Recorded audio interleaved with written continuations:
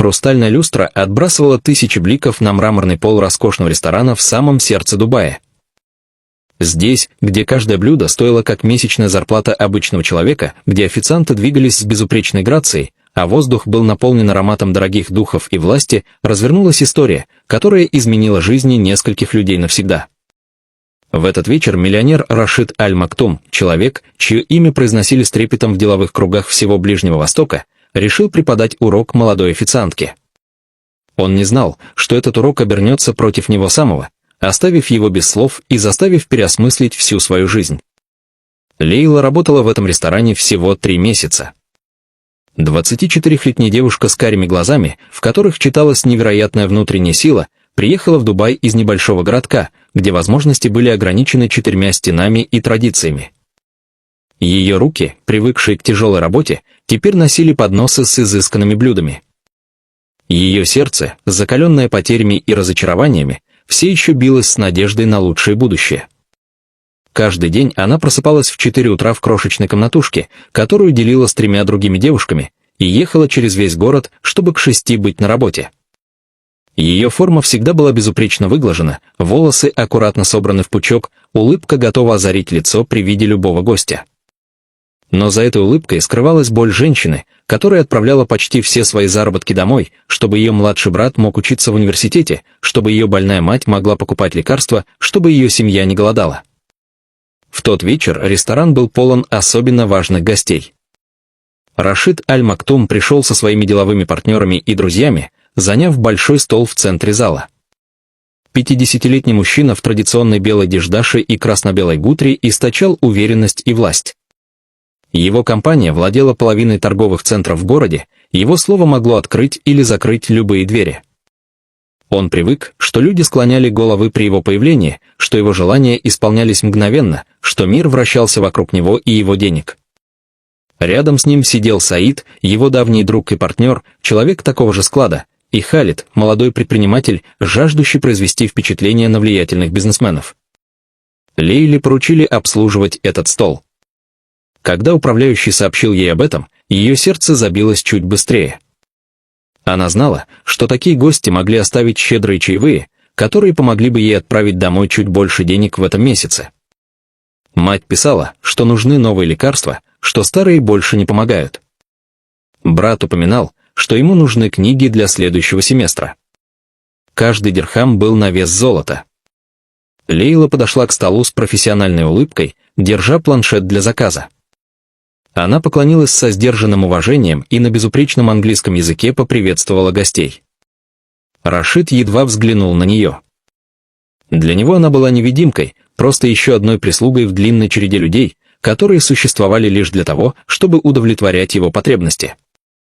Он продолжал разговор со своими спутниками, обсуждая сделку на миллионы долларов, смеясь над чем-то, что Лейла не могла понять. Она терпеливо ждала, пока они будут готовы сделать заказ. Ее ноги уже болели после 8 часов смены, спина ныла, но она стояла прямо, не позволяя усталости отразиться на лице. Наконец, Рашид небрежно махнул рукой, призывая ее к вниманию. Лейла приблизилась, готовая записать заказ. Мужчины заказывали блюда, один за другим называя дорогие позиции из меню. Лейла внимательно записывала все, время от времени уточняя детали, демонстрируя профессионализм и внимание к деталям. Когда заказ был принят, она собиралась уйти, но Рашид остановил ее. В его глазах появился странный блеск, который Лейла не могла интерпретировать. Это был взгляд человека, который готовился к развлечению за чужой счет. Он повернулся к своим друзьям и что-то сказал по-арабски, отчего те рассмеялись. Лейла не понимала слов, но интонация была ясна. Они говорили о ней. Если вы верите в доброту, во вторые шансы, в то, что каждый человек заслуживает уважения независимо от своего положения, пожалуйста, поставьте лайк этому видео, оставьте комментарий и подпишитесь на канал. Ваша поддержка помогает нам создавать истории, которые вдохновляют и напоминают о самом важном в жизни. Рашид откинулся на спинку стула, изучая Лейлу с высокомерной усмешкой. Затем он заговорил по-арабски, его голос был громким и уверенным. Слова лились одно за другим, и по реакции его друзей было понятно, что он говорит что-то унизительное. Саид прыснул в салфетку, Халид улыбался, хотя в его глазах промелькнуло нечто похожее на неловкость. Рашид продолжал, явно наслаждаясь моментом. Он задал вопрос, его тон был издевательским, и другие мужчины за столом ждали, наблюдая за Лейлой, ожидая ее замешательства и ее унижения. Он сказал по-арабски, думая, что она не поймет: «Скажи мне, девушка, сколько таких, как ты, нужно, чтобы заработать то, что я трачу за один вечер? Интересно, понимаешь ли ты вообще ценность денег, которые проходят через твои руки? Или ты просто красивая кукла, которая умеет только улыбаться и носить тарелки?» Воздух словно сгустился. Другие официанты, проходившие мимо, замедлили шаг, чувствуя напряжение.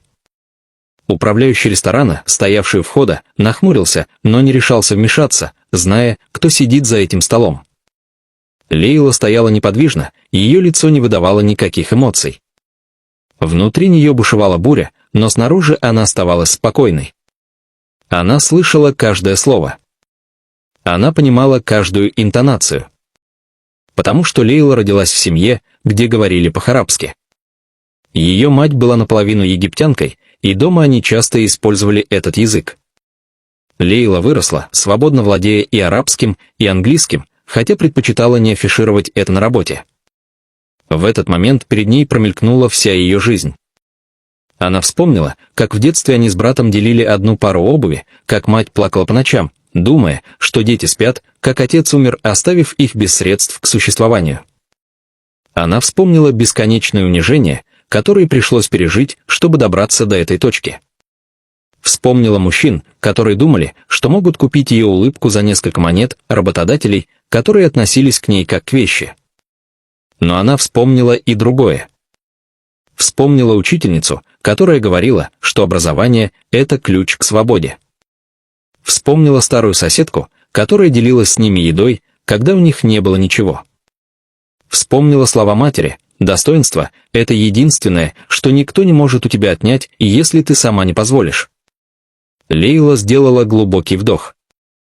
Затем, к абсолютному шоку всех присутствующих, она заговорила по-арабски. Ее голос был тихим, но в нем звучала сталь.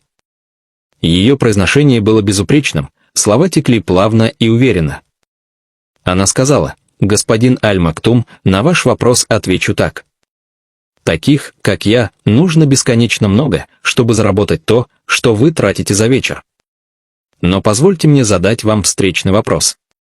Сколько людей, подобных вам, нужно, чтобы создать одно искренне доброе сердце? Сколько ваших миллионов нужно, чтобы купить уважение, которое дается не из страха, а из любви? Я ношу тарелки, это правда. Я улыбаюсь гостям, это моя работа.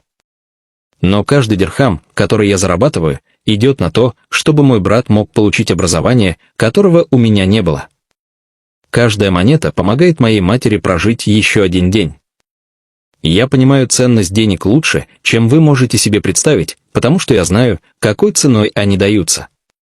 Тишина повисла над столом, как тяжелое облако.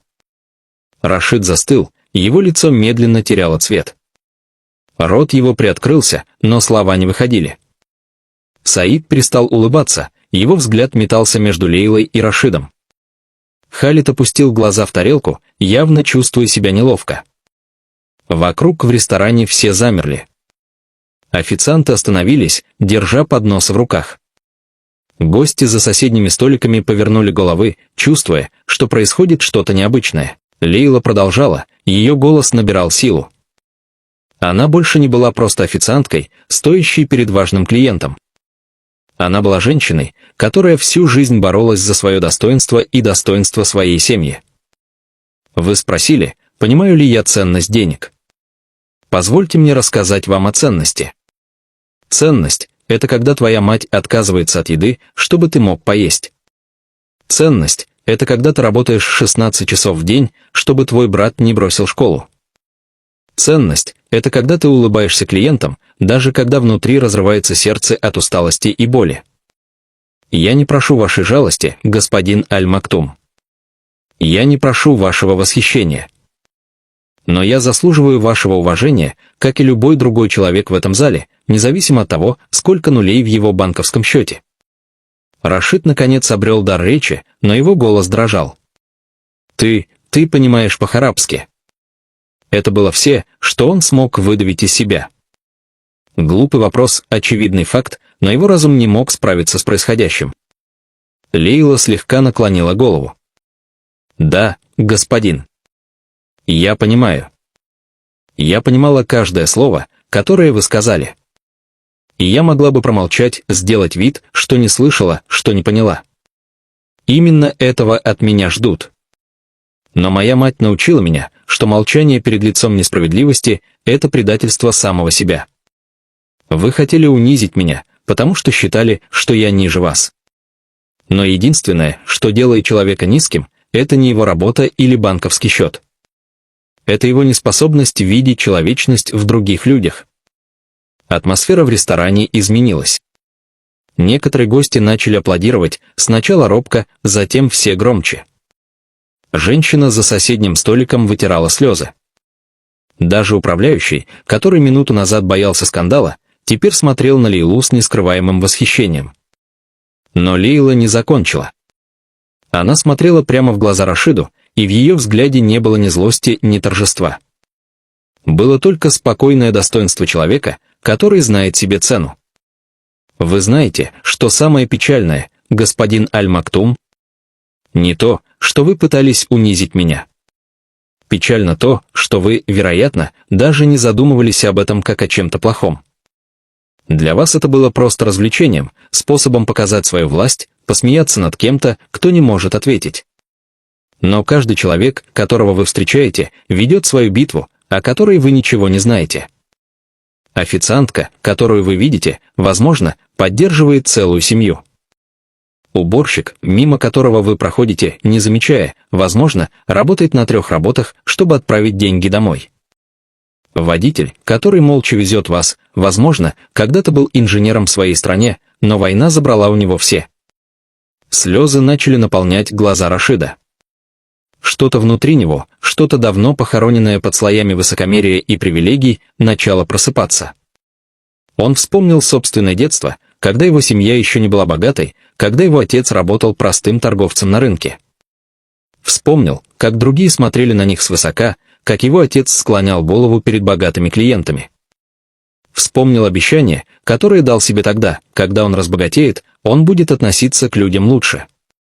Но где-то по пути он забыл это обещание. Деньги изменили его, власть испортила его, успех ослепил его.